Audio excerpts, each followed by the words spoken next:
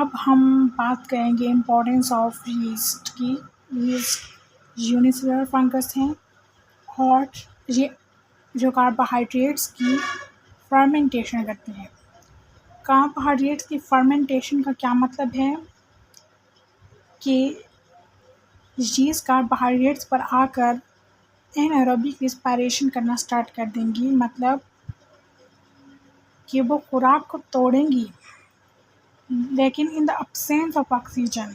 और जब वो कार्बोहाइड्रेट्स को तोड़ेंगी in the absence of oxygen तो रिलीज़ होगी कार्बन डाइऑक्साइड और रिलीज़ होगा एथेनॉल। तो हम कह सकते हैं कि कार्बोहाइड्रेट्स की फर्मेंटेशन से एथेनॉल प्रोड्यूस हो गया और वो एथेनॉल हम यूज़ करते हैं for making the beer, beverages, wine, etc। और इसी तरह यीस्ट ब्रेड जो कार्बोहाइड्रेट्स हैं उससे ब्रेड भी बना सकते हैं इसी फर्मेंटेशन के ज़रिए। The yeast is fired by anaerobic respiration. They ferment the carbohydrates into ethanol, then alcohol and carbon dioxide. And this process is very important in wine, beer and bread making. इसी तरह yeast के सबसे common example है Saccharomyces cerevisiae is used in baking and fermenting alcoholic beverages. दूसरा use है yeast का research. yeast एक model organism है जिसे हम रिसर्च में यूज़ कर सकते हैं। The yeast is important as model organism in modern cell biology research. और yeast के अलावा और फंजाई हैं जैसे कि कैंडिडा एल्बिगन्स और वो वार्म ब्लडेड एनिमल्स में और दूसरे एनिमल्स की म्यूकस मेम्ब्रेन में कॉमन्सल रहते हैं, यानी कॉमन्सलिज्म वाला रिलेशनशिप डेवलप करती हैं। और हमें पता है कॉमन्सलिज्म रिलेशनशिप वो होता है जिसमें जो होस्ट होता है उसका फ़ायदा होता है और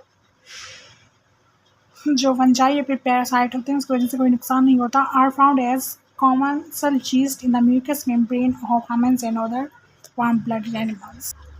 अच्छा, यीस्ट जो एथेनॉल प्रोड्यूस करती हैं कार्बोहाइड्रेट्स की फर्मेंटेशन से, वो एथेनॉल हम फ्यूल के तौर पर भी यूज़ कर सकते हैं। The yeast are used to generate ethanol for the biofuel industry. ये थे यीस्ट की इम्पॉर्टेंट। इसके अलावा इसके पॉइंट्स हैं spoilage of wine and spoilage of food.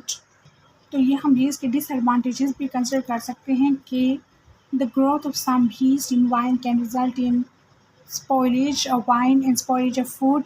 Yeast जो कि फंजाई हैं और बैक्टीरिया की निस्बत इनकी रेजिस्टेंस ज़्यादा होती है क्योंकि इनके पास काइटिन होती है, तो वो अपनी रेजिस्टेंस की वजह से प्रिजर्वेटिव्स की मौजूदगी के बावजूद भी ग्रो कर सकती हैं। इवन कि पीएच अगर हम लो कर दें तब भी ग्रो कर सकती हैं, टेम्परेचर लो कर दें तब भी यीस्ट यानी फंजाई हर जगह ग्रो कर सकती हैं। Yeast are able to grow the foods with low pH 5 or lower and even in the presence of common preservatives. In this way they spoil the food.